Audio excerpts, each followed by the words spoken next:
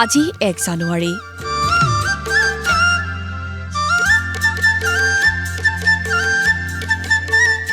ইংৰাজী নৱবৰ্ষৰ প্ৰথম দুদিন।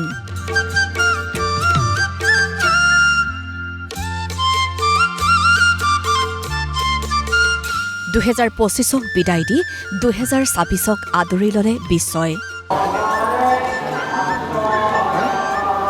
নতুন বছৰে সকলোলৈ সুখ সমৃদ্ধি কঢ়িয়াই আনক। এই কামনাৰে ৰাজ্যৰ বিভিন্ন মন্দিৰ দেৱালয় আৰু সত্ৰ নামঘৰত ভিৰ কৰিলে অগণন ভক্তই।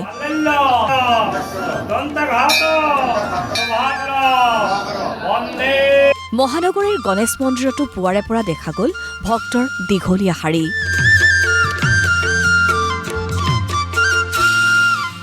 পৰিয়ালৰ লগতে সমাজৰ সকলোৰে মংগল কামনাৰে জনালে প্ৰাৰ্থনা।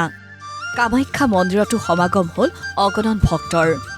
নতুন বছৰৰ প্ৰথম দিনটোত কামাখ্যা দৰ্শন কৰি বিচাৰিলে মাৰ আশীষ।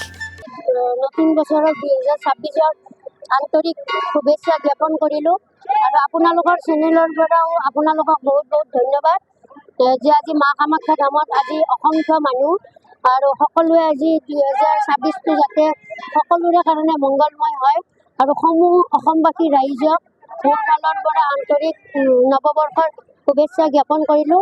জগতগুৰু শ্ৰীমন্ত শংকৰদেৱৰ জন্মস্থান বটদ্ৰৱা থানলৈ আগমন ঘটিল ভকত বৈষ্ণৱ আই মাতৃ তীৰ্থযাত্ৰীৰ।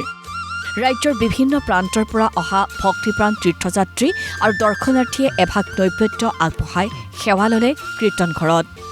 শিৱসাগৰ নগৰৰ ইতিহাস প্ৰসিদ্ধ শিৱদৌলতো দেখা গ'ল ব্যাপক জনসমাগম।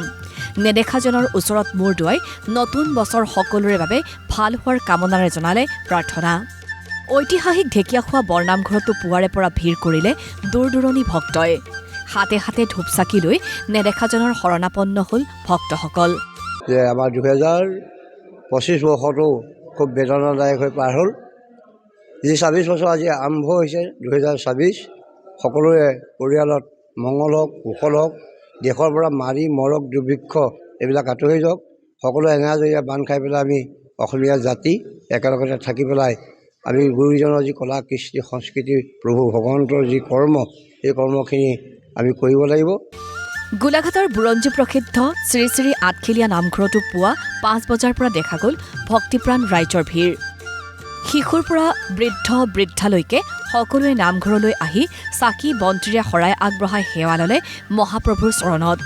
তেজপুৰৰ মহাভৈৰৱ মন্দিৰতো দেখা গ'ল একেই পৰিৱেশ। নতুন বছৰৰ প্ৰথম দিনটোত ভগৱানৰ চৰণত সেৱা লৈ বিচাৰিলে আশীৰ্বাদ।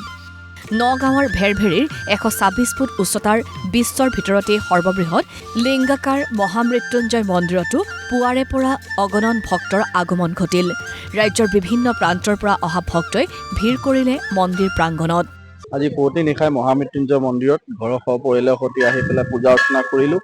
ৰাজ্যবাসী আৰু সমূহ ভাৰতবাসী সমূহ মানৱ জাতিৰ কল্যাণৰ অৰ্থে সকলোৰে সুখী হৈ থাকক। অনাগত দিনত যিদৰে 2025 বৰ্ষটো আমাৰ ঘাট প্ৰতিঘাটৰ মাজে যথেষ্টখিনি গৈছে, আমি হিয়াৰ আমঠু জুবিন গাৰ্গ দেৱকো আমি হেৰুৱালোঁ আৰু অনাগত এই 2026 বৰ্ষটো আমি এক নতুন আশাৰ বৰ্ষ বুলি আমি ভাবিছোঁ। অনাগত এই বৰ্ষত যে সকলোৰে ভাল হওক।